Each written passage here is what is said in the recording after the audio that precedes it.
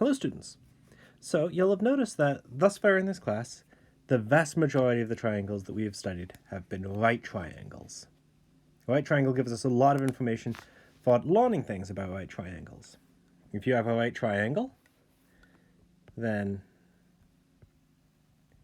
if you say know this angle and this side length, and you know that that's a right angle, then you can compute everything you want about this triangle. You can compute that side length by using the fact that tangent of alpha is equal to opposite over adjacent, let's call it b. You can solve for b and say, well, that side length b is equal to a times the tangent of alpha. You can compute the hypotenuse of this triangle by using the fact that cosine of alpha is equal to a over, let's call it h for hypotenuse, over h. So you can solve for the hypotenuse h by saying h is equal to a over the cosine of alpha, or if you prefer, a times the secant of alpha. So you can determine everything you want about right triangles with, well, I suppose you need three facts. You need to know it's a right triangle. So you need to know that fact.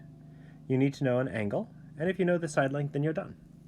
In general, if you know three things about a triangle, then you know the triangle. That's not quite true, but it almost is. We're going to start building towards that knowledge. And we are going to start with this. Let's talk about how to compute the area of a triangle. And we'll start with the easiest situation. So here's a right triangle. Let's go ahead and indicate that that's a right triangle. What is its area? Well, here's one way of plotting its area. That gray right triangle forms half of this red rectangle. So the area of the gray triangle should be half of the area of the red rectangle. So the area of that triangle will be 1/2 the area of the red rectangle. That's base times height.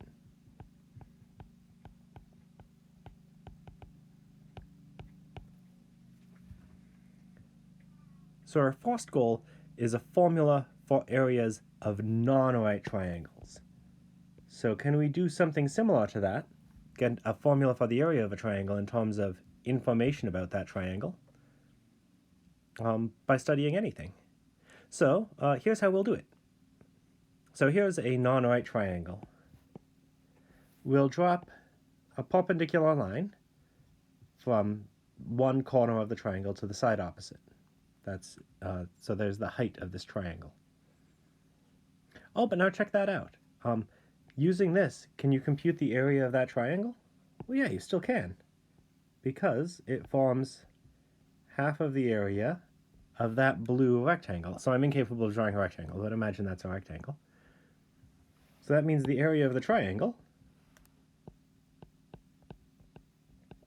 is half of the area of that blue rectangle. And what's the area of that blue rectangle? Well, it's the length of the base, c, times the height, h. It is 1/2 c times h. Okay, so on the one hand, there's a formula for the area, but it doesn't do us much good if we can't write down what the height of that triangle is in terms of the information given. So let's try to figure out that height.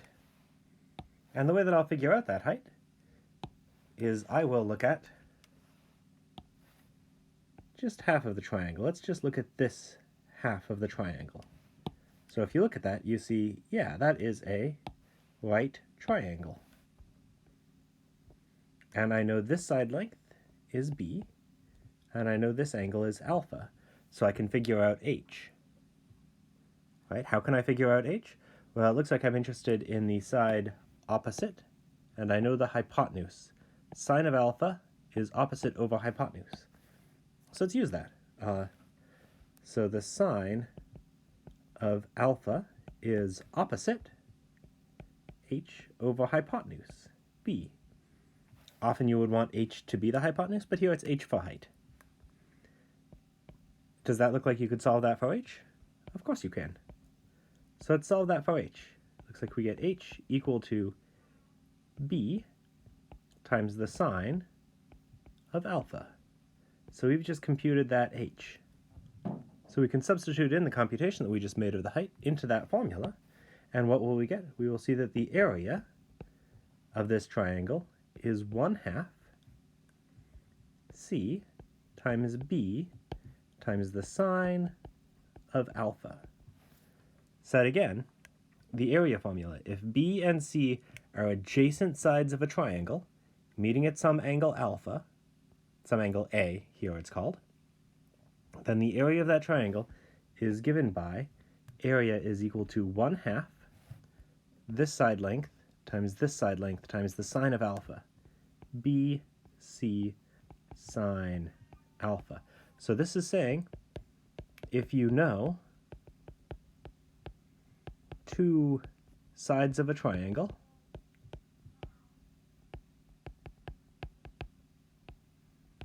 and the angle at which they meet,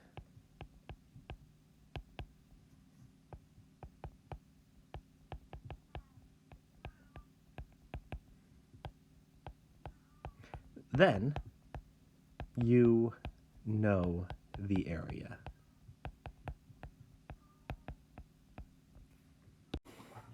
So let's use this philosophy. Here's a triangle for which you know two side lengths as well as the angle at which those two sides meet. Let's suppose you have this triangle with one side length 4, one side length 2, and those two sides meet at an angle of pi over 8 radians. Using that information, the area of this triangle will be 1/2 the product of those two sides, 2 times 4 times the sine of pi over 8. All right, so let's use that. Sorry, the dog just knocked over my space heater, but it was turned off, so we're fine. So I guess the first thing you notice, we'll compute it out slowly. I feel like being slow today. 1/2 times 2 is 1, so those two will cancel. So I'll be left with 4 times the sine of pi over 8, but I know what the sine of pi over 8 is. Well, we said what the sine of pi over 8 is quite a while ago. We won't explain that formula for a few days yet, but we're coming close to the end of class, so it won't be that much longer. We can wait a little bit. So 4 times the sine of pi over 8 is the square root of 2 minus the square root of 2 all over 2. And you see more cancellation. Multiplication by 4, division by 2, that leaves us with 2. Equals 2 times the square root of 2 minus the square root of 2. And we can approximate that. Let's use a machine. Let's approximate that. All right, here we are.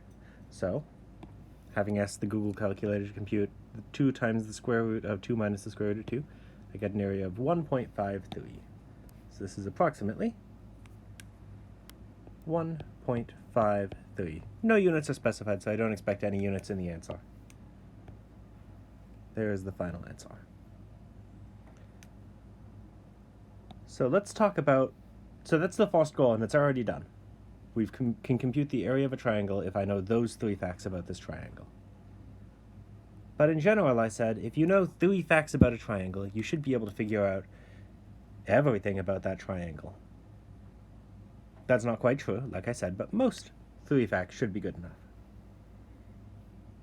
So here's the payoff that we'll get.